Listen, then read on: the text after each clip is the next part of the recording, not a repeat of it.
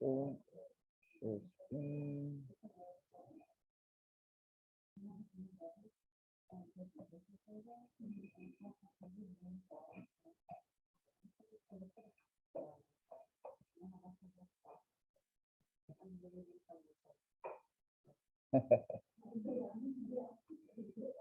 All right, folks. I guess I need to plug in this.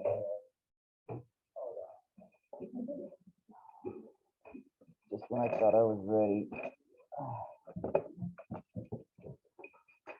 Uh,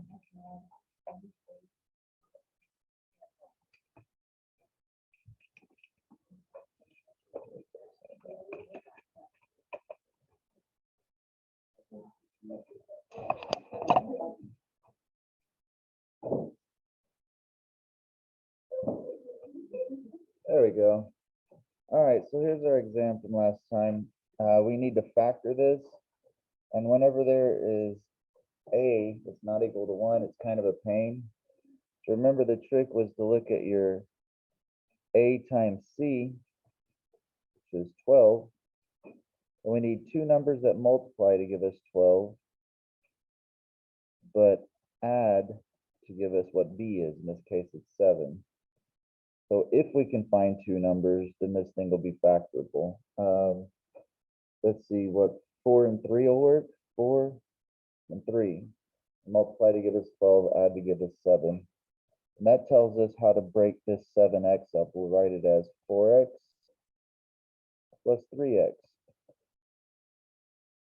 So now we do grouping. We look at the first two, we see we could pull a 2x out. That gives us a 3x plus 2.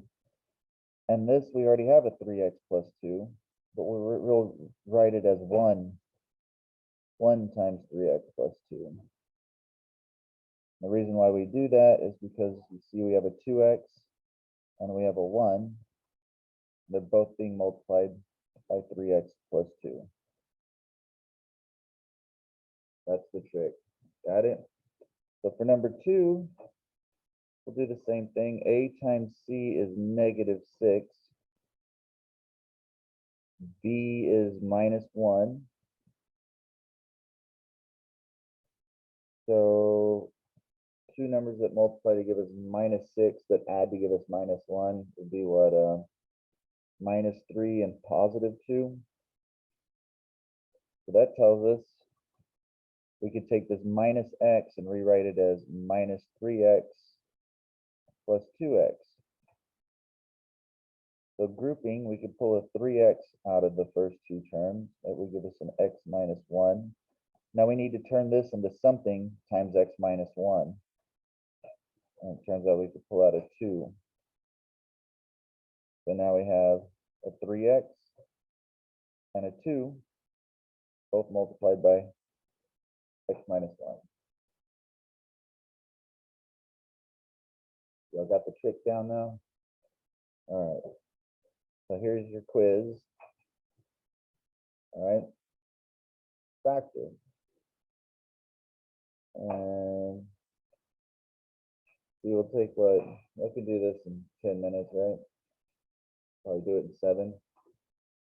We'll do 9 at 5:45. We'll work this in class.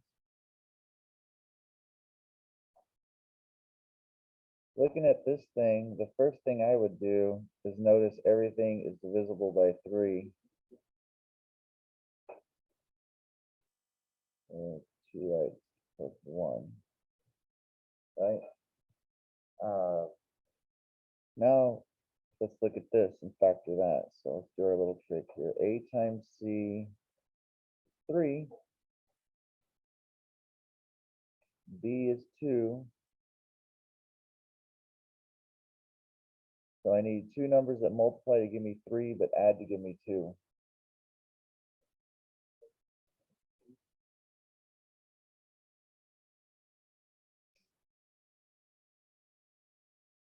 What did he say? Negative 1 and 3, right? They'd multiply to give me negative 3, right? There aren't two numbers, are there? Yeah, there isn't. What that says is this is not factorable. If we were gonna factor that, then we would have imaginary numbers. Yeah, that's it. Say not factorable.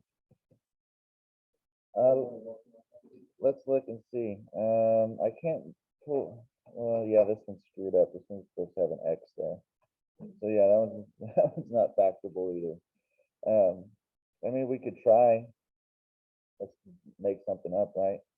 I could pull maybe an X squared out of the first two terms. I get an 8X minus 9, right?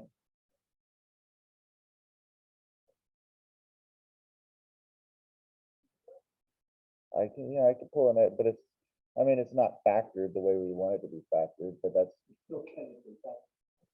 well, there's a factor in it, you know? Yeah, basically there was supposed to be an X here.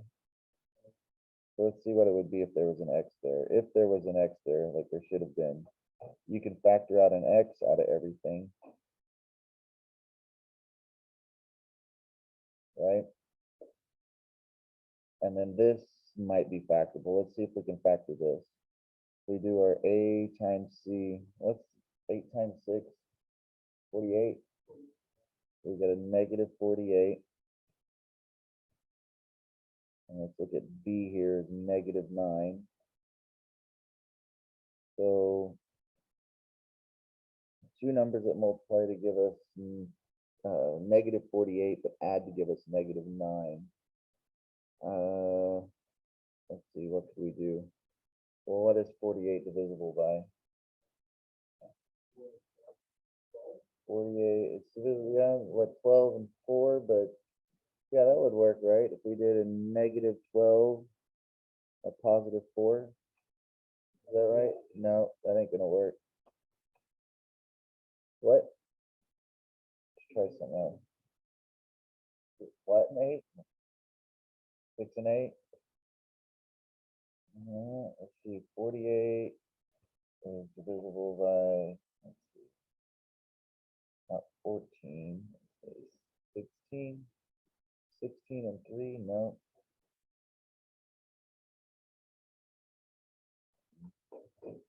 48 and 3, 3 and 16 won't do it. Let's look at them all. We got 48 and 1, right? But one of these has to be negative, so that's not going to work. 48 and 2 isn't going to work. 48 is not divisible by 3. We tried 4. Right? That's not going to work. That's not going to add up to negative 9. So 5, 6, right? Not 48. 24. And then 48 divided by 4. Yeah, that's the 12 one we tried, right? 6, right? We could do what, 8, but those don't add up to the negative 9, right? I need to make the other one negative, right? I move the minus over here. That's the closest thing we got. And this gives us a negative 2. Let's see. 3 for 6, 7, no. 8, we already did 8.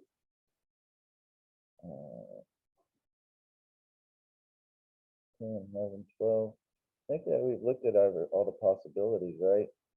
16 and 3. So that would give us what, negative 13.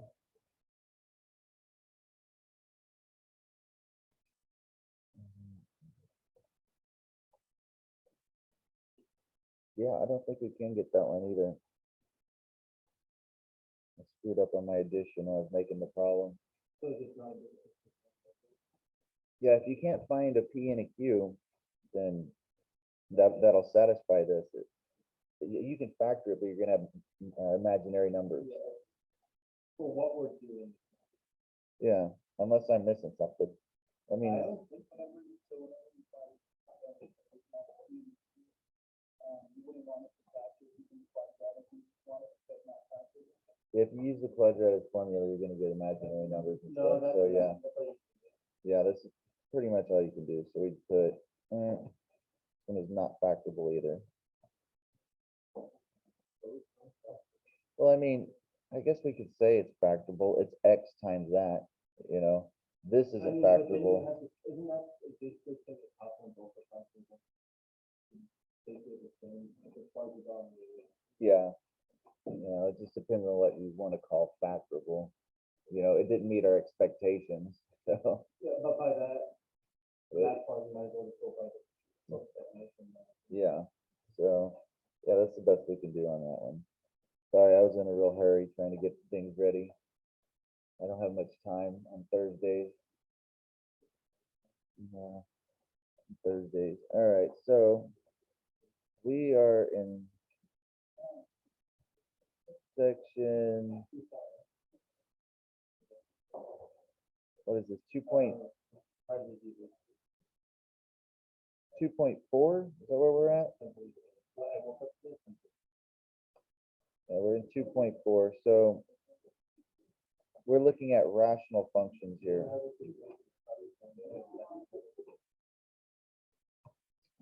Almost every day. All right, so this one, we want to find the domain here. So the domain is the numbers you can plug in where it doesn't choke. So obviously you can't plug in a positive or a -3, okay? But that's just saying what the domain isn't. To say what it is, we'd have to say -infinity to -3 union -3 to 3 union 3 to infinity. Or you could say all real numbers except for positive -3. So there's 3 different ways of saying what the domain is. I think the book uses this, but they write or, I think. Unless that was my other book. I don't know what notation they use. You write or there. Find the X and Y intercepts. All right, so whatever this thing looks like, if you know, whatever it looks like, when we let X be 0, we find out the corresponding Y. That's going to be the Y-intercept.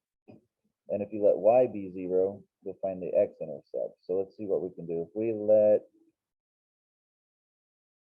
X equals 0, then Y would be G of 0. Be 3 times 0 plus 3 over 0 squared minus 9. So this is 0. We got 3. That'd be -1/3. So the y-intercept is 0 minus 1/3. Now for the x-intercepts, we let y be 0 and find out what x is. So basically we're setting this whole thing equal to 0. See, how can we deal with this?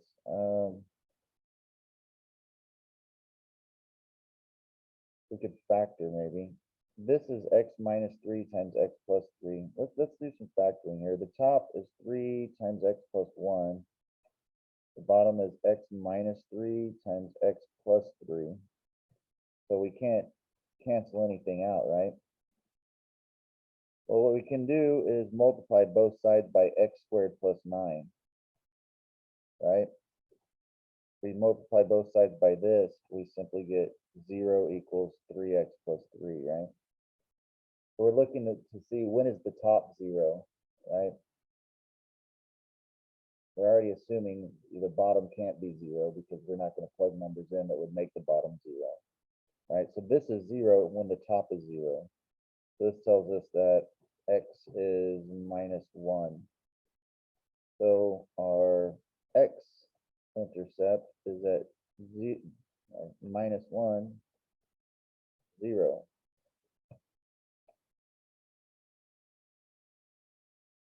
So whatever that looks like, let's see. Let's draw some dots here. Y-intercept was down here, and the x-intercept was over here. That's all we know about the graph so far. Find the equations of all vertical asymptotes. Well, we already saw that at -3 and +3, right? It can't cross those dotted lines because that's where it's 0 on the bottom. If there is a horizontal asymptote, find its equation. Okay, well, how do we do that? Let's see, 3x plus 3 over x squared minus 9. Okay, what we can do is divide everything on the top and the bottom by x squared. Okay, so we would have 3 over x plus 3 over x squared. On the bottom, we get a 1 minus 9 over x squared. Now, if we let x go to infinity or negative infinity, 3 over x would go to 0. 3 over x squared would go to 0. All these would go to 0, okay, when x goes to infinity. All right, so when x goes to infinity, this thing goes to 0 over 1, which is 0. That means right here at 0, we have a horizontal asymptote. And let's put in our graphing software here. 3x plus 3 over x squared minus 9.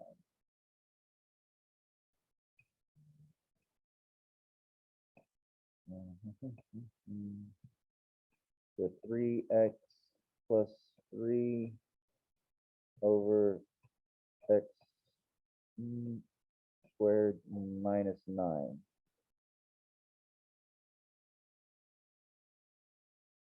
All right, so it looked like we had that horizontal asymptote. You could see I looked and looked what happens when x goes to positive infinity. When x goes to positive infinity, the graph comes down to 0. And if you go to negative infinity, you also get 0. But we do have this line crossing in the middle.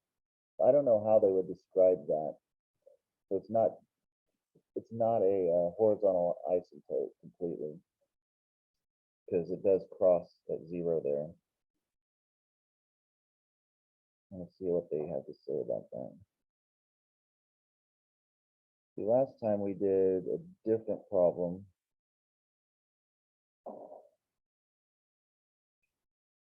Let's look at this previous problem. We did this one last time, but we did it real quick. This previous problem. I think this guy here. So this one, you can see the domain. You can't have a plus or minus 2. And they find the intercepts the same way we did. They plug in x equals 0 and y equals 0. Let's see what they say about their asymptotes. They give us a graph for that one. So D, they did what we did. You divide by the highest power of x on the top and the bottom. So they said y equals 0 is a horizontal asymptote. Okay, so they do call it an asymptote even if it crosses, because it's, take it easy, because of what happens whenever you go off to infinity. When you go infinitely far to the right and the left, you know, for me, an asymptote is like typically a line that can't be crossed, but apparently it's okay to be crossed.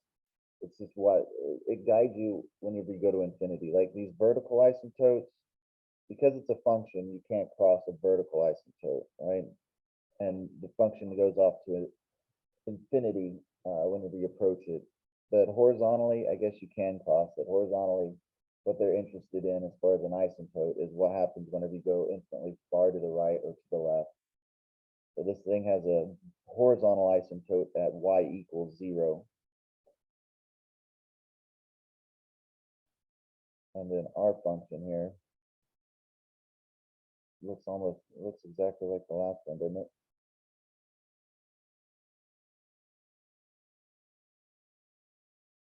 Yeah, our graph looks almost identical. Yeah, well, I guess it is the same function. All they did was add 3, right? The other function was like 3x over x squared minus 9. So if you add 3, all they're doing is shifting it to the left 3 units. All right, let's look at this bad boy.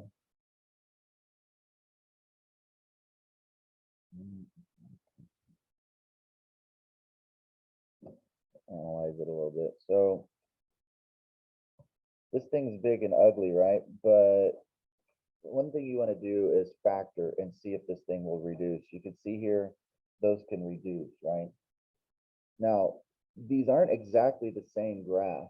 Like if I graph this versus if I graph this, the graphs would look exactly the same, except for at the number 4 here. If you include this, you can't plug in the number 4 because you get 0 on the bottom. You factor that out, you can include the number 4. And it's totally fine.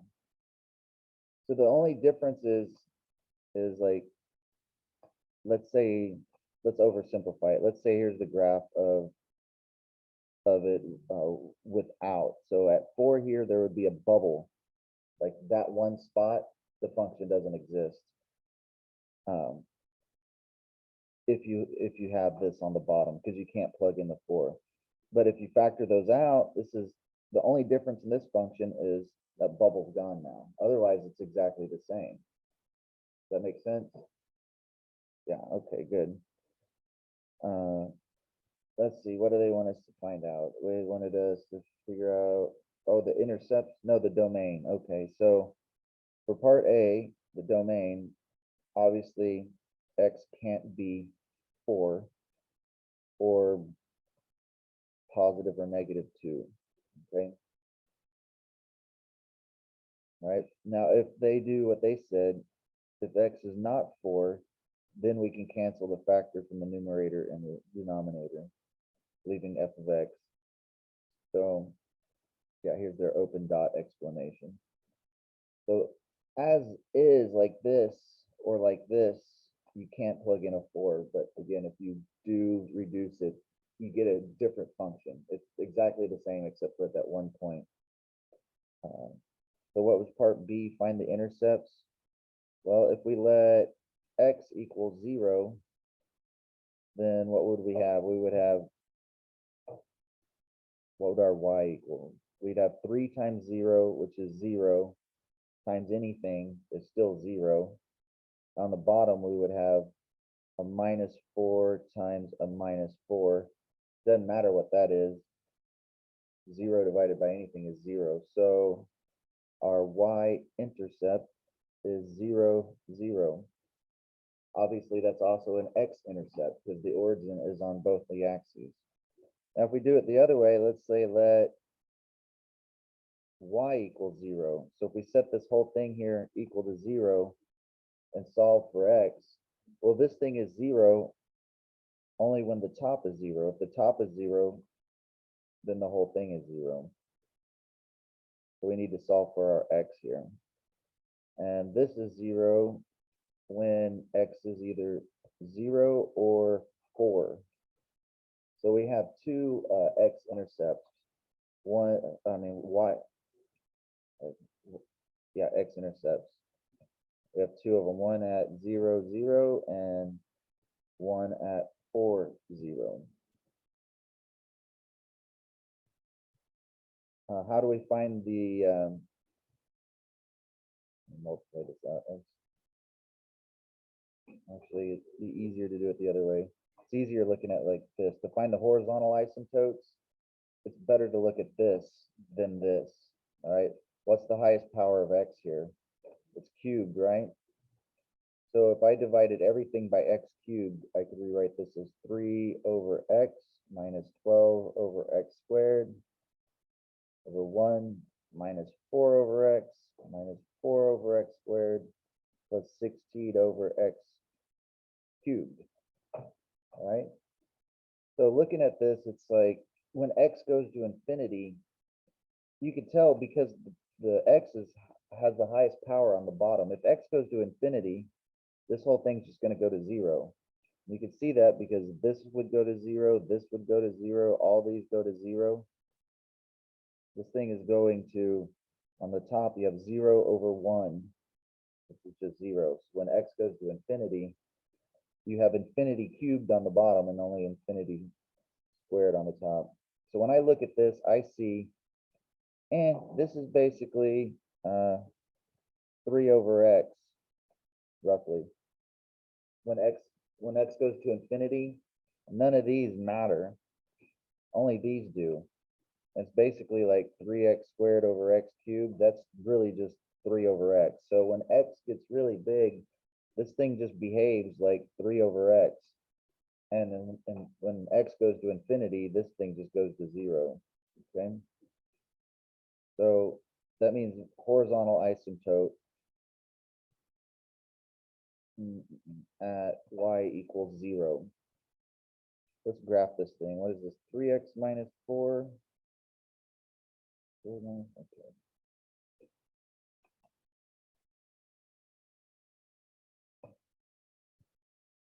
What is it? 3x minus 4. Is that what's on top?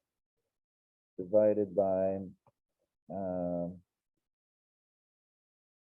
is it x squared minus 4?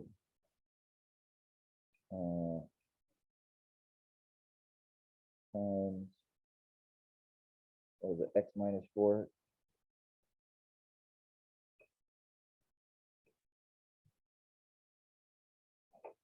And on top, we also had an x minus 4. All right, 3x minus 4. And 3x times an x minus 4. Okay.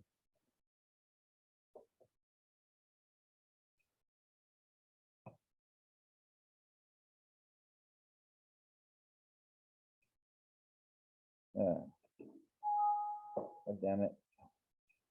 This is, I can't read it. It's too small. Okay, I'm missing a parenthesis.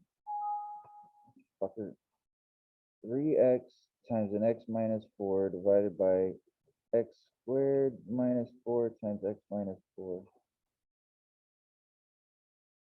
I guess I don't need to put times in here. There we go. It looks exactly like the last graph. Why is that? Well, what was the last graph?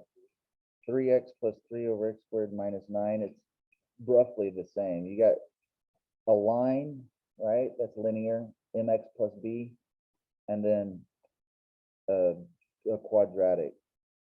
So if you cancel that out, you have a line over a quadratic. That's why they look roughly the same. Okay. That's all they wanted, right? Horizontal asymptotes. And sketching the graph. So how would we sketch this? Like from what we just did. So we found a horizontal asymptote like here. We found x-intercept here, y-intercept there, and then over here, 1, 2, 3, 4. All right. And then we saw we have the vertical asymptote at 4 and 2 and minus 2. Okay. So we want to know, like, I'll put this in red. Our graph is going to be in blue. It's got to be something either like this or like this. Whenever you look at to the left of minus 2, right? It can't cross this line. So which way does it go? Well, you have to look at limits. So let's think about looking at this thing and thinking about -2. So if we're approaching minus 2, but from the left, we're thinking about a number that's smaller than minus 2. It's to the left of minus 2, like minus 2.1 or minus 2.0001, something really close to 2, but not exactly. So if we think about something just left of -2, negative minus negative, that would be negative. And then this thing here, a -2 squared would be positive. But if it's like a -2.1, you get like a positive 4.1-ish. When you subtract 4, you're getting a positive number. Then up here we'd have something -2 point whatever minus 4 is negative, and then a -2 point whatever times 3 is negative. You're getting a negative times a negative is a positive divided by a negative is a negative. So that tells us that as we're approaching -2, this thing's going to go down. Yes.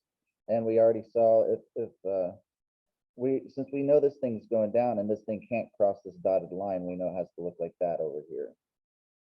So now let's look inside of here, between here and here, because we know it crosses right there. We know that. So if we look at where it goes, if we approach -2, but from the right, so we're thinking about like a number like a -1.9 or -1.99, right? So if we thought about that, we'd have a negative minus a negative. This would be negative. A -1.9 squared is a positive, but when you squared it, we're going to get something less than 4. And then you subtract 4, you're getting a negative. On the top, a -1.99 minus 4 would be negative, and then 3 times a negative is a negative. So a negative times a negative is a positive, a negative times a negative is a positive. So as if we're approaching this -2 from the right, this thing is going to go up to positive infinity. Now let's look at +2. All right, we're going to approach +2 from the left. What we're looking at here, they call this g of x. We're looking at the limit as x approaches 2 from the left of g of x. That's what it is. You'll be doing this in calculus next semester. So that's what we're talking about. That's technically what's called. You put a minus sign up here to say whether you're approaching 2 from the left or from the right. So again, we're looking at it as we approach 2 from the left. So think about like a positive 1.999. So if we plug that in, a positive 1.99 minus 4 is negative. A 1.99 squared is going to be less than 4. You subtract 4, we're going to get a negative. All right, 1.99 minus 4 is a negative, but a 3 times a 1.99 would be positive. So the minuses on the bottom cancel, you get a minus on the top. That means as we go, we're approaching 2, things going to go to negative infinity. Now we have to approach 2 from the right. So think about like 2.111 or 2.00001, something just barely bigger than 2. So you subtract 4, that's negative. Something bigger than 2 squared is going to be bigger than 4, so this is going to be positive. Something close to 2 minus 4 is going to be negative, and then a positive 2 times 3 is positive. So we get a minus over a minus, so it's a positive number. So that means this thing has to go to positive infinity. This was one of our intercepts here. We know this thing has to cross this line, that dot, because that was one of our x-intercepts. Now, what does it do over here? Well, no, we can't do that. We just did 2 to the right. What number is this? This is 4. Okay. So it can't cross this line. Well, I guess it could, technically. So let's see, is this thing going to turn back around? Or is it going to cross and go down here? Well, we already know all of our x-intercepts.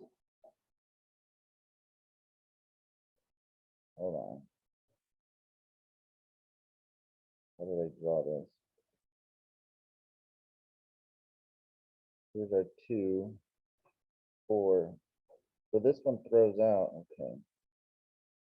This one throws out the vertical asymptote. So at 4, right, we said you can't have a 4, right? That's not in the domain because you'd be dividing by 0. But then when we solve for x, I included this, right? So we need to throw that out. It's just when 3x equals 0, so we can't have that. Notice their graph here at 4. The one we did would have a hole in it right there. All right, because you can't have that. But otherwise, it should be identical. So where are we? We're approaching, so we'll throw that out. It's not an asymptote, it's just a hole in the graph, okay? Because you can factor it out. You only get the asymptote if you can't get rid of this thing. So these we couldn't get rid of, these we could get rid of, so we don't have an asymptote there. And nor do we have this intercept.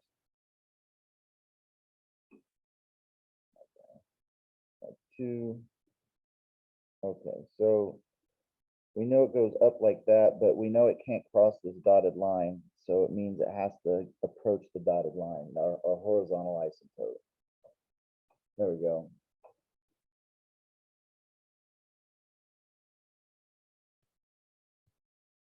Let's see if they give us another example here.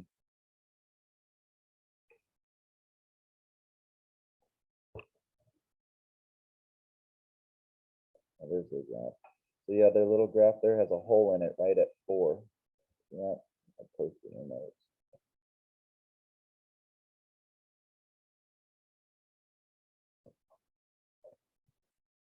And x equals 4 is not a vertical asymptote, even though 4 is a 0 of its denominator. And it's because you can factor it out at the top and the bottom. You just get a hole, you don't get the vertical asymptote. I haven't had to graph these since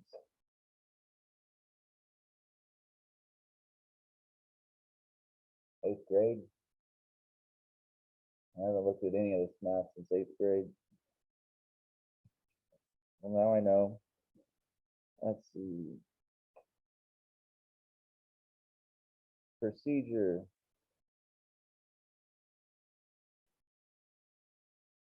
And all the different cases.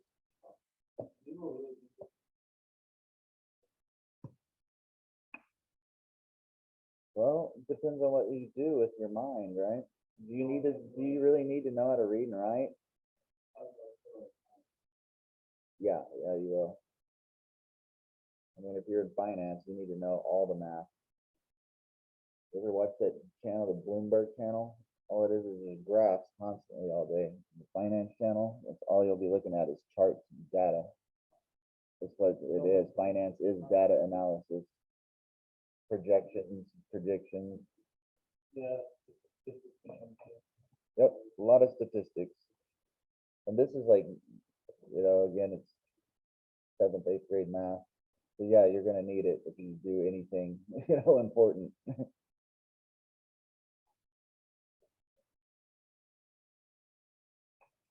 Let's look at another example here.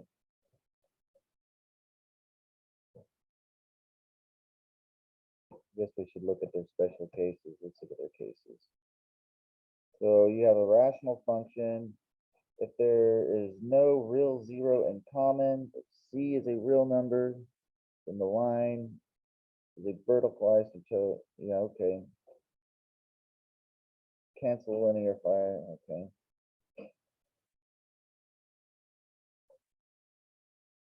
Okay, so if you have something like x squared over x cubed, right? And let's say I got other numbers here, whatever, but the biggest factors are an x squared and an x cubed, right? This thing is really just like 1 over x. So if x goes to infinity, this thing's going to go to 0, right?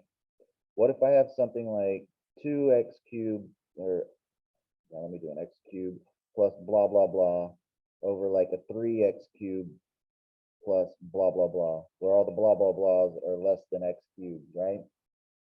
When x goes to infinity, none of this matters.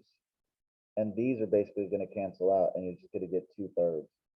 So that's the case in which you get a horizontal asymptote at y equals 2/3. So hopefully this example will be like that. Yeah, this will work. So first off, we want to be able to factor this and see if we can make some of the zeros go away on the bottom. So on the bottom, I could pull out a 2, right? And actually, x squared minus 1 is the difference of 2 squares. That's x minus 1 times x plus 1. The bottom's factored. Now on the top, I could pull a 3 out, right? This is x squared plus x minus 2.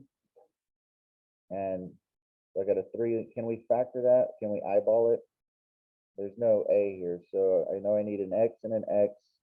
I need 2 numbers that multiply to give me minus 2, but add to give me a positive 1. So it'd be a positive 2 and a minus 1. That should work, right? There's my minus 2. I got a 2x minus x, which gives me a single x. Okay.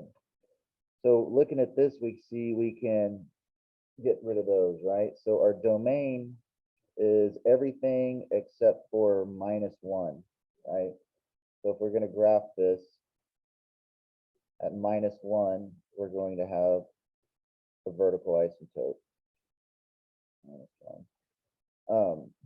Now we need to find out where it crosses the axes, right? Our x and y intercepts. If we let x equal 0, looking at this, if x is 0, I get 6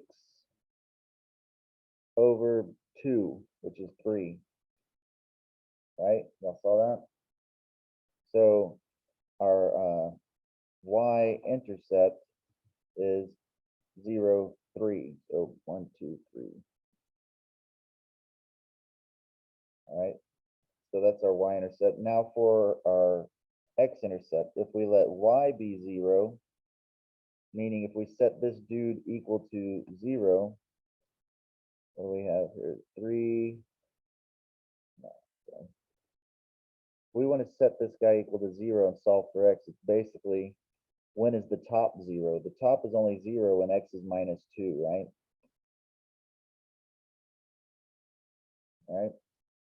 Right? This whole thing is 0 when the top is 0. The top is 0 when you put a -2 there. So that means our x-intercept is -2, 0. So over here at -2, we have that. Now let's look and see if we have horizontal asymptotes. So this guy, you can just look at it and tell that when x goes to positive infinity, okay, these x squareds, none of this is going to matter, right? And these x squareds are going to cancel out, and you're just going to get 3 halves. Okay, does that make sense? So you have a horizontal asymptote at y equals 3 halves. So let's see, this is 3, here's 3 halves. So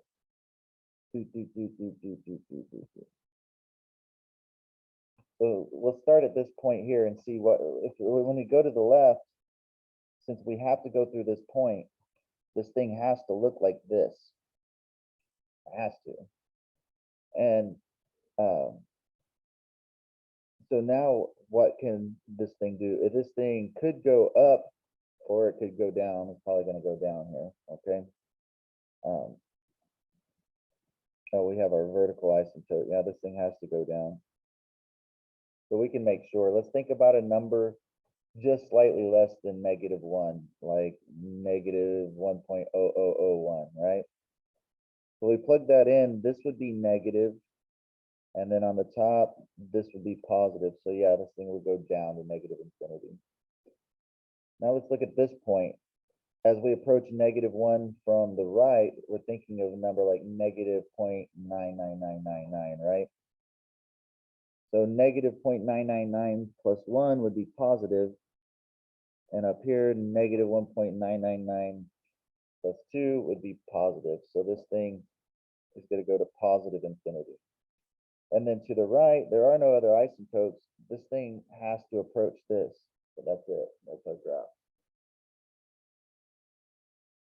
Oh, and because there was this, we did this here, over here at -1. No, at plus, what the hell did we do here? Cancel out the -1s.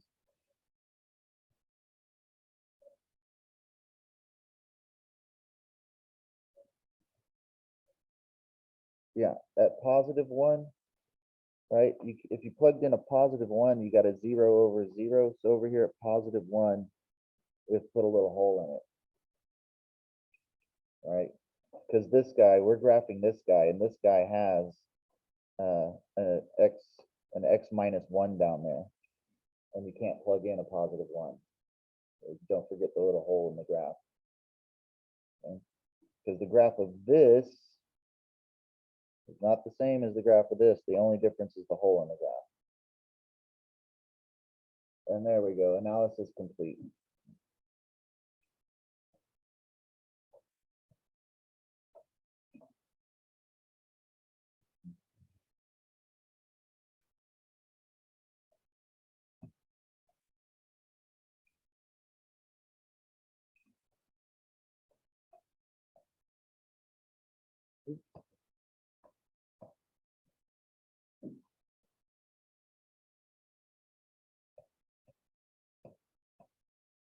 Okay.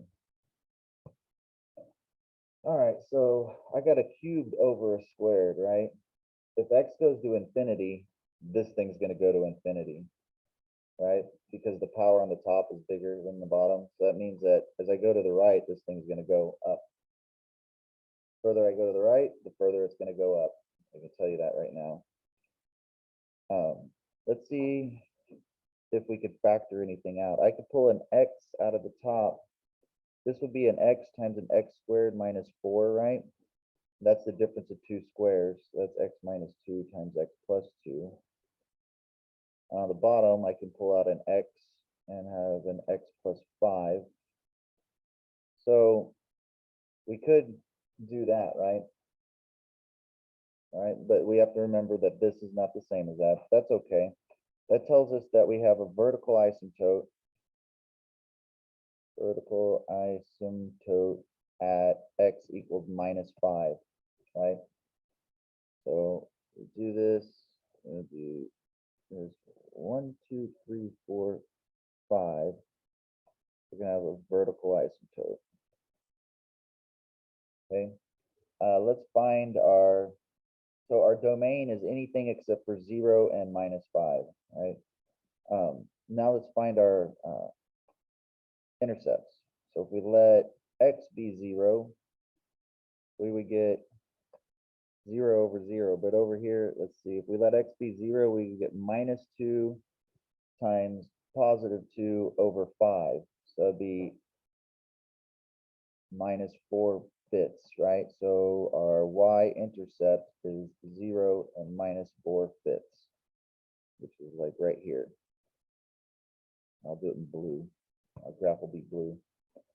And now if we let y be 0, we set this thing equal to 0 and solve, this thing's equal to 0 for 2 and minus 2, right? So we have two intercepts.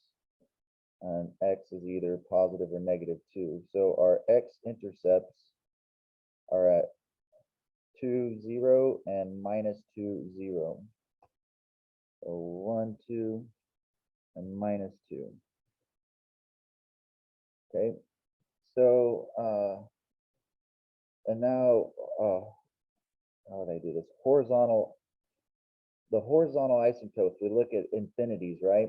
Well, if x goes to positive infinity, that's just going to go to positive infinity. So over here, I know that looks like that.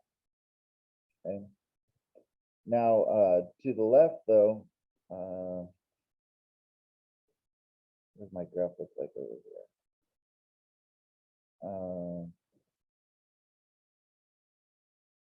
Point. I need somewhere to start, right? If I look at negative infinity, well, a negative infinity squared is positive, but negative infinity cubed would be negative. So this thing has to go down like that. Okay. But I don't like it. Let's think about what happens as we approach negative 5 from the left. So a negative 5 from the left, it was like a negative 5.001, that would give us a minus here. A negative 5 plus 2 would be negative, and a negative 5 minus 2 would be negative. So that would overall give me a negative. Now over in here, if we're approaching net minus 5 from the right, we're looking at like negative 4.999. So that would be positive there. Negative 4.99 plus 2 would be negative, and negative 4.9 minus 2 would be negative. So that would give me a positive. So this thing goes up like that. And we can connect the dots. Let's graph and see how close we got. X cubed minus 4x.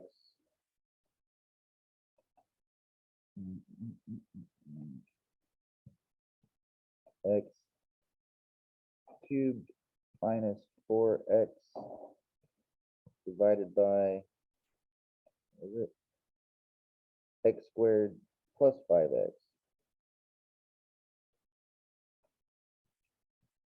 X squared plus 5x.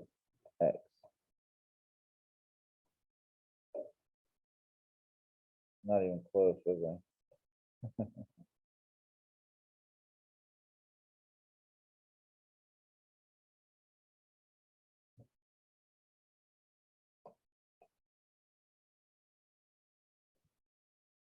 So they just threw out over here, they have a vertical asymptote at my, wait, I'm gonna zoom out. Oh, there it is. There's the rest of it. Like you can't just throw away the stuff over here. Delete that. So that looks kind of like this. Basically, you have a diagonal asymptote, which I haven't figured out how to find yet. Maybe that'll be in the next section. All right. So there's really a straight line like that, but it's supposed to be straight. Yeah.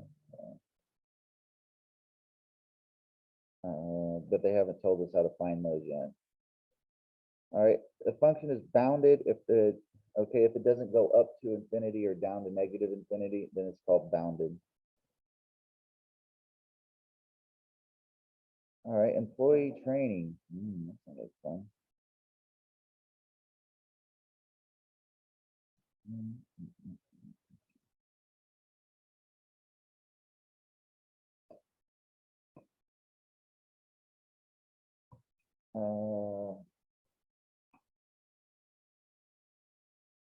What do we want? A company that manufactures computers has established that on the average, a new employee can assemble N of T components per day after T days of on-the-job training is given by N of T. Sketch a graph, including any vertical or horizontal asymptotes. What is N approach as T increases without bound? So if T goes to infinity, this thing, there's really a 1 here, this thing will go to 50. You can see it because there's the same power of T on the top and the bottom, right? So as T goes to infinity, this doesn't really matter. Infinity plus 4 is still infinity. And then you can factor the T's out, you get 50, right? So we have a horizontal asymptote at N equals 50. So what does that tell us? You can give them all the time in the world, but the number of components they're going to make. So you give your employees as much training as you want. After a certain amount of time, they're still not going to be able to do better than 50, right? So your perfect employee can make 50, right? The perfectly trained employee will make 50 in a day, I guess. Yeah, per day. What else? Let's see. Negative T cannot be minus 4. Okay, well, yeah, that's like 4 days ago, right? Doesn't exist, right? Like training starts on day 1, right? There's no such thing as day -4 of training, right? Okay, so that's why that doesn't matter.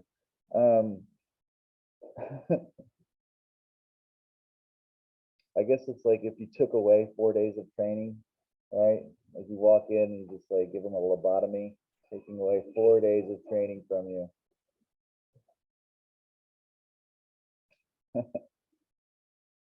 All right, so what is it? All right, we already answered that. All right, what else do they want to know in this question now? Draw a smooth curved line. Okay. Well, here's another one. Let's look at this other one here. Repeat for this.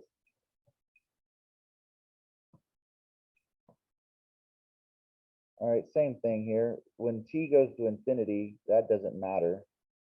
You get 25, right? So the limit as T goes to infinity of N of T is 25. So that means give them enough training, and once they're perfectly trained, 25 is their max cap. They're never going to reach 25, so we'd actually have to say 24, right? It just approaches 25, but you can't get there. Perfection doesn't exist. And again, -5 is not in the domain. So I guess that's all they want to know is how this stuff turns out. So this is calculus stuff, limits.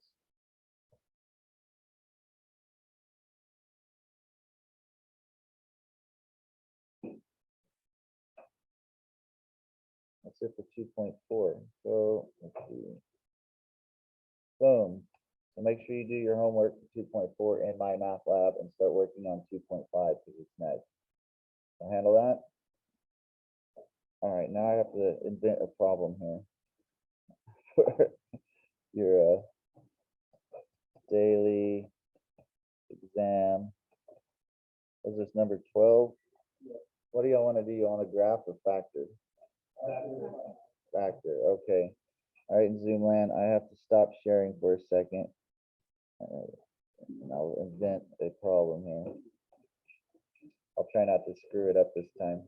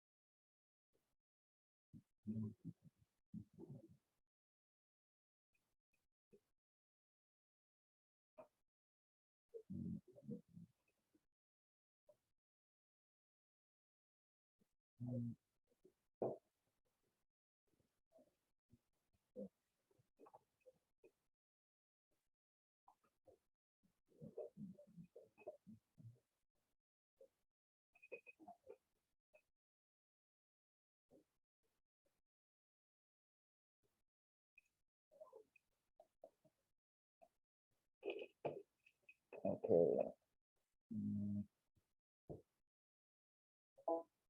Where's Zoom? Where'd you go, Zoom? There we go.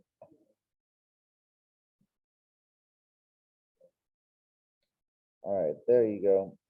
Factor. Hopefully I didn't screw these examples up.